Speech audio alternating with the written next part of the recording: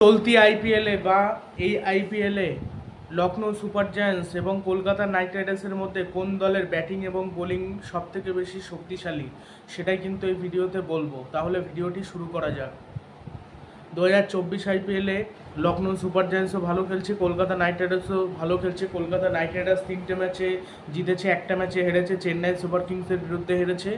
লখনৌ ভালো খেলছে, লখনৌ চমক দেখাচ্ছে। লখনৌ যখন 160 রানের ওপরে ডিফেন্ড করে, মানে তারা ব্যাট করে প্রথমে যদি 160 রানের ওপরে তুলতে পারে এবং তারা যখন ডিফেন্ড করে, তারা কিন্তু 15টা ম্যাচের মধ্যে 13টা ম্যাচে জয়লাভ করেছে। এখান থেকে বোঝা যায় ডিফেন্ড করার ক্ষেত্রে কিন্তু লখনৌ সুপার জায়ান্টস সেরা।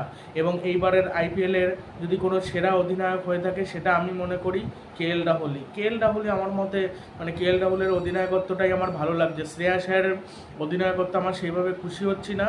সঞ্জুরটাও মোটামুটি অত ভালো না, ঋষভ পান্তেরটা একেবারেই খারাপ, গিলেরটাও মোটামুটি, মানে আর ঋতুরাজ গাইকোয়াড়ের তো ক্যাপ্টেন্সি করা লাগে না, ধোনিই করে। ধোনিরটা যে ভালো সেরা সেটা তো সকলেই জানে, সেই জন্য আলাদা করে কিছু বলছি না।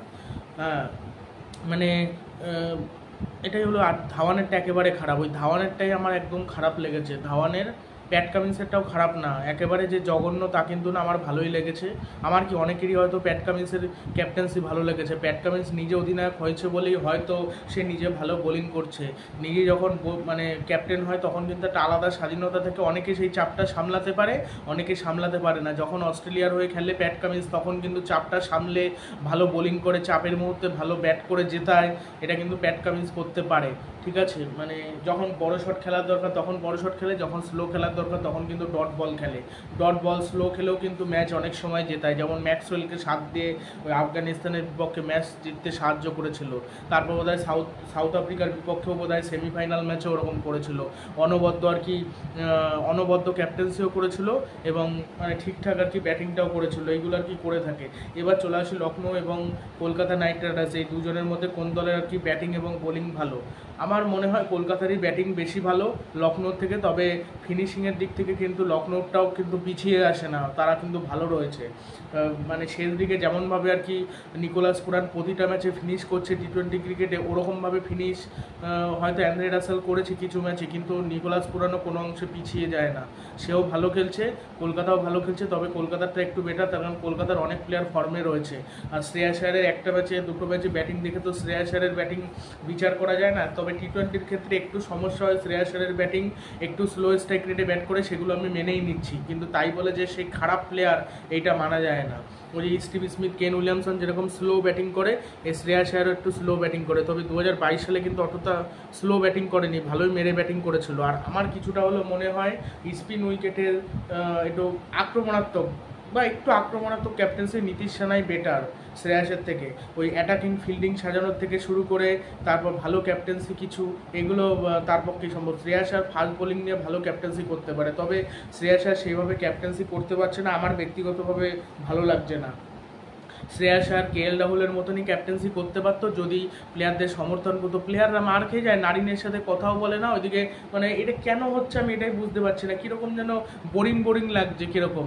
আগে তো গৌতম গম্ভীর বলে দিচ্ছিল, এখন আবার গৌতম গম্ভীর বলছে না, সে নিজের মতনই ক্যাপ্টেন্সি করছে। কিন্তু একটা বোলার মার খেয়ে গেলে তাকে তো বলবে, এই যে স্টার্ক এত মার খাচ্ছে, এত জঘন্য বল করছে, 24 কোটি টাকার প্লেয়ার, তাকে তো বলবে যে তুমি অন্তত ভালো বল করো, সঠিক লাইন লেন্থে বল করো, ইয়র্কার দাও।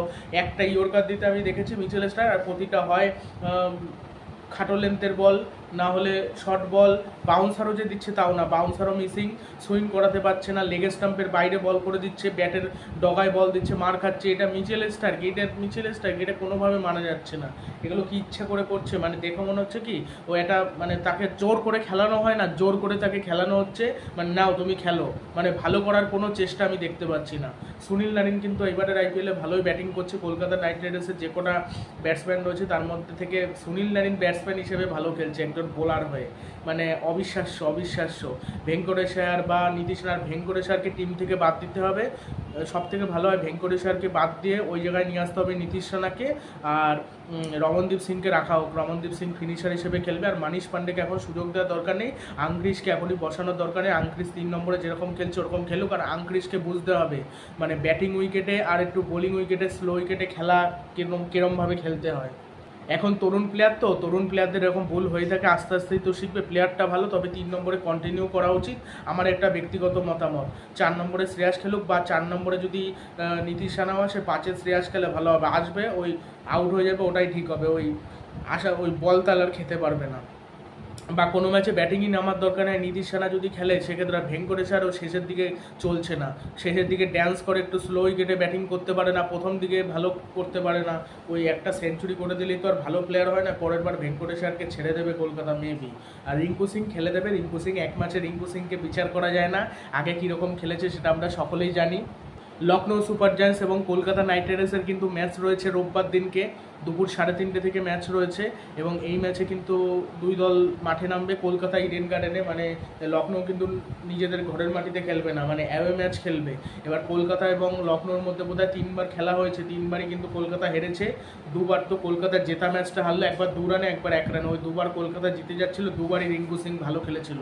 আর সেই গৌতম গম্ভীর আনন্দ করেছিল, এখন সেই গৌতম গম্ভীর কেকেআরের হয়ে আর কি সাপোর্ট, মানে কেকেআরের আর কি মেন্টর কেকেআর। তবে আমার মনে হয় আবার পরিবর্তন নাও হতে পারে, যেহেতু গৌতম গম্ভীর রয়েছে। গৌতম গম্ভীর সেরকম একটা কিন্তু চেঞ্জ জানে না, তবে এইটাও যদি হয় কোনো অসুবিধা নেই। মানে যদি নীতিশ রানাকে খেলাতে না চায় কোনো অসুবিধা নেই, তবে ভেঙ্কটেশারকে একটু মেরে খেলতে হবে, এটা দেখতে হবে। আর যখন ফিল্ডিং করবে রমনদীপ সিং বা ভেঙ্কটেশার, বিশেষ করে রমনদীপ সিংকে উঠিয়ে নিয়ে চলে যেতে হবে, ওইখানে নামাতে হবে ফিল্ডার হিসেবে মনীষ পান্ডেকে, তাহলে ভালো হবে। আর রিঙ্কু সিং এত ভালো ফিল্ডার, তাকে কেউ ফিল্ডার হিসেবে উঠিয়ে দেয়? এত ভালো ক্যাচ ধরে, ঝাঁপিয়ে ভালো ক্যাচ ধরে, আগে ভালো ক্যাচ ট্যাচ ধরতো, ভালো ফিল্ডিং করতো, কিন্তু ব্যাটিংটা করতে পারতো না। কিন্তু পরে যখন ব্যাটিংটা করা শুরু করে তখন তাকে আবার বসিয়ে দেওয়া, মানে তখন মানে কিছু কিছু ম্যাচে তাকে ফিল্ডিং করানো হয় না, এটাই বাজে লাগে। ফিল্ডিং এত ভালো একজন ফিল্ডার তাকে, আর কলকাতার ফিল্ডিং নিয়ে আমি অসন্তুষ্ট। কলকাতার ফিল্ডিং ভালো করতে হবে, সেক্ষেত্রে লখনৌর ফিল্ডিং ভালো। আর বোলিংয়ের যদি কথা বলি, বোলিংয়ে কলকাতার সেরকম বোলিংটা আমার সেরকম ভালো লাগছে না, ওর থেকে লখনৌটাই বেটার, একটু হলে এগিয়ে থাকবে। আর বরুণ চক্রবর্তীর ওপর কোনো আমি ভরসা পাচ্ছি না এই বছর। ভালো একটা দুটো ম্যাচে করেছে ঠিকই, সেই রিদমে দেখতে পাচ্ছি না। নারিন ঠিক আছে, নারিন করে দেবে, নারিনের ওপর ভরসা রয়েছে। নারিন যেহেতু গৌতম গম্ভীর, নারিন করে দেবে, কিন্তু বরুণ চক্রবর্তীকে আরও ভালো বল করতে হবে। আর যে সব থেকে ভালো বল করেছে, সবাই হর্ষিত রানাকে নিয়ে মাতামাতি করছিল, কিন্তু বৈভব অরোরাকে আমার একটু বেশি ভালো লেগেছে। আগের বারই বেশি ভালো লেগেছিল, এইবার আরও একটু লাগলো। এই বৈভব অরোরাকে কলকাতার মানে পরেও নেওয়া উচিত। এই বৈভব অরোরা একজন দারুণ প্লেয়ার, দারুণ। ওই চেতন সাকারিয়াকে খেলাক না, সাকিব হোসেনকে খেলাক, ওরাও ভালো করবে, আমি শিওর, আমি ড্যাম শিওর। কলকাতার পিছে স্পিন যেহেতু করবে না, ওইখানে পরের দিনকে লখনৌর বিরুদ্ধে আমার মনে হয় সাকিব হোসেন বা যদি একটা কোনো নতুন প্লেয়ারকে আমরা দেখতে পাই। আর অনুকূল রয়ের থেকে আমার মনে হয় সুয়েশ শর্মাকে খেলানো উচিত। অনুকূল রয় মানে ব্যাটও সেইভাবে দেখলাম করতে পারে না, ব্যাটও যে বড় শট খেলতে পারে তা কিন্তু নয়, মানে খুব যে বড় শট খেলতে পারে, অক্সারের মতো বড় শট খেলতে পারে এমন না। মোটামুটি ব্যাটিংটা পারে আর বোলিংটা খারাপ করে না, তাও কোয়ালিটি প্লেয়ারদের বিরুদ্ধে ভালো করতে পারে না, আর চাপের মুহূর্তে আসলে করতে পারে না। মানে মিডিল ওভারে দিতে হবে বল, তাহলে ভালো করবে। আর মিডিল ওভারে কলকাতাকে রান নিয়ে নিয়ে খেলতে হবে, এত ডট বল খেললে হবে না। শ্রেয়াসেরও প্রচুর ডট বল খেলে, দেখে মনে হয় মানে নতুন প্লেয়ার শ্রেয়াসের, এত যদি ডট বল খেলে তাহলে হয় নাকি? আর ওইদিকে ভেঙ্কটেশার তো রানই নিতে পারে না, মানে পুরো ঈশান কিষান, আমার ওই ঈশান কিষানের মতো ব্যাটিং করছে ভেঙ্কটেশ, সেই জন্য আমার ভালো লাগছে না। এটা কোনো একটা ব্যাটিং হলো, আসার পর slow slow slow dot ball খেলে বল নষ্ট করে, তারপর বড় শট খেলে আউট হয়ে যায়। তাদের তুমি প্রথম বলে বড় শট খেলে আউট হয়ে যাও, তা বলগুলো নষ্ট হবে না। ওই বলগুলো ভেঙ্কটেশার না খেলে রমনদীপ বা রিঙ্কু ভালো খেললে কাজে দেবে। আর রমনদীপ ভালো ক্যাচ ধরে, কিন্তু মাঝে মাঝে ক্যাচটা ভালো ফিল্ডিং করতে হবে। রায়ান তেন্ডুলকরকে কি ফিল্ডিং শেখাচ্ছে কে জানে, মানে ভালো শেখাতে হয়তো পারছে না, এই জন্য কলকাতার প্রতি ম্যাচে ম্যাচ মিস হয়েছে। 3 ম্যাচে জিতেছে, মানে ক্যাচ মিস হয়েছে, ম্যাচ মিস। সব ম্যাচে সেটা হয়নি, চেন্নাইয়ের বিপক্ষে সেটা হচ্ছে। আবার চেন্নাইয়ের বিপক্ষে হাসাহাসি করছিল হেরে। আমি বুঝেছি একটা ম্যাচে খারাপ পারফরমেন্সে ঠিক আছে, কিন্তু কলকাতার এরকম রেকর্ড হয়েছে পরপর 5টা ম্যাচ 4টে ম্যাচও হেরে গেছে। এই হারের হ্যাট্রিক ফ্যাট্রিক যেন না হয়। তবে যেহেতু গৌতম গম্ভীর রয়েছে, আশা করি ভালো কিছু হবে। আর লখনৌ সুপার জায়ান্টসের রবি বিষ্ণয় রয়েছে, মায়াঙ্ক যাদব রয়েছে।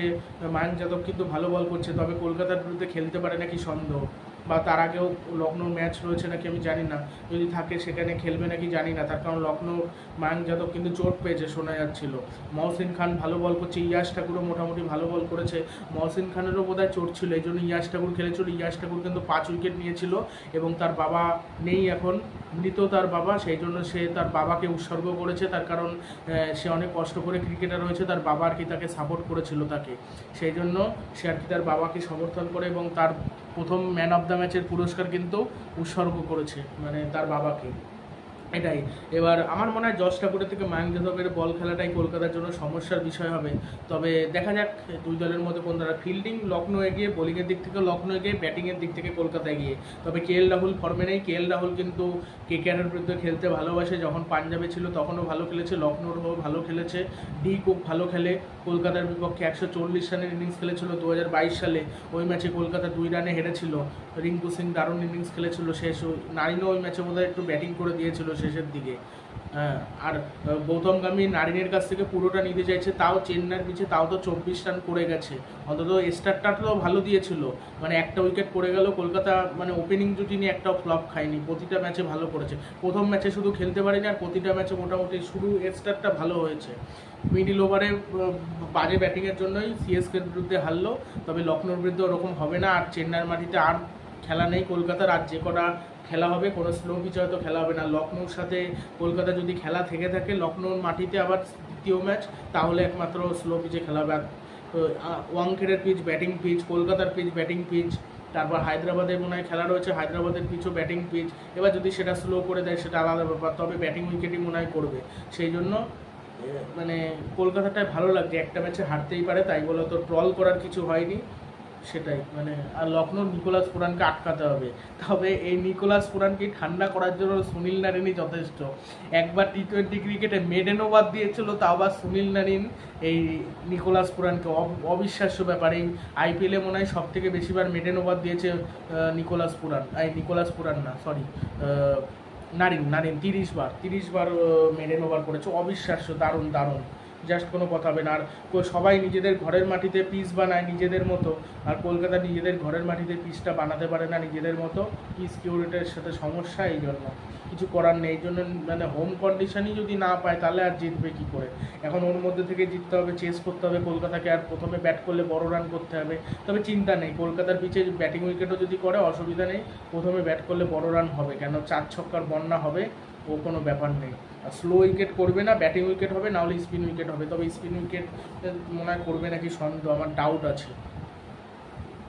আর লখনৌ যেটা সব থেকে পজিটিভ দিক সেটা হলো কেএল রাহুল কিন্তু ডিফেন্ড যখন করেন তখন কিন্তু মানে খুব ভালো ক্যাপ্টেন্সি করে, তখন সঠিক প্লেয়ারদের বোলিংয়ে দেয়। আর কেএল রাহুল প্রতিটা মুহূর্তে দেখি বলে দিচ্ছিল উইকেটের পিছন থেকে যে একটু নিচে নামিয়ে বল করো, একটু লো বল করো, স্লো বল করো, ইয়র্কার করো, মানে অনেক কিছু ইশারায় অনেক কিছু দেখাচ্ছিল। শ্রেয়াস আয়ার এত কিছুই গিলকেও আমি দেখেছি ওরকম ক্যাপ্টেন্সি করতে, বা এত বলে দেয় না স্লো করো বা কিছু, কিন্তু শ্রেয়াস আয়ারের মধ্যে ক্যাপ্টেন্সি যেরকম ভালো ক্যাপ্টেন, সেরকম 22 সালে যতটা দেখতে পেরেছিলাম এবার মনে হয় একটু চাপে রয়েছে।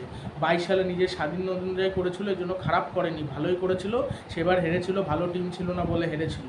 আর এইবার তো হারেনি, এইবার একটা ম্যাচে সবে হেরেছে। দেখা যাক বাকি ম্যাচগুলো কেমন খেলে। পরপর 5খানা ম্যাচ কিন্তু কলকাতা নিজেদের ঘরের মাটিতে খেলবে। 5টার মধ্যে অন্তত 4টে ম্যাচ জিততে হবে। 4টে জিতলে, 3টে জিতেতে 7টা জিতে যাবে। 7টা জিতলে 4টে গেল, আর 4টে 8টা গেল, তখন আর বাকি থাকবে 6টা। 6টার মধ্যে অন্তত 3টে জিতলে 11টা জিতে যাবে। দেখে এগুলো জেতার চেষ্টা করতে হবে, অ্যাওয়ে ম্যাচগুলো তারপর জেতার চেষ্টা করতে হবে। জিতলে যত আগে জিতে যাবে তত ভালো। তবে কিন্তু তখন কিন্তু প্লেয়ারদের রেস্ট দিতে পারবে, যে অন্য প্লেয়ারকে দেখে নিতে পারো প্লেইং 11-এ চেঞ্জ করে। যেই প্লেয়ারকে আমি রেস্টে পাঠাই, নতুন প্লেয়ারকে দেখে নিই যারা তারা খেলতে পারে। চোট তো বলে কয়ে আসে না। আর সুনীল নারিন না, ওই নীতিশ রানা খেললে কিন্তু তার বলটাও পেয়ে যাবে। তবে ওই স্পিন উইকেটেই দরকার ছিল নীতিশ রানার বোলিং, কিন্তু হলো না। তবে আগেরবার এই স্লো উইকেটে খুবই ভালো ক্যাপ্টেন্সি করেছিল রানা। অন্য ম্যাচে পারেনি, ফাস্ট বোলিং উইকেটে পারেনি, কিন্তু আগ্রাসী ক্যাপ্টেন্সি করেছিল। আমার খুব ভালো লেগেছিল এটা। কড়া ফিল্ডিং সাজিয়েছিল।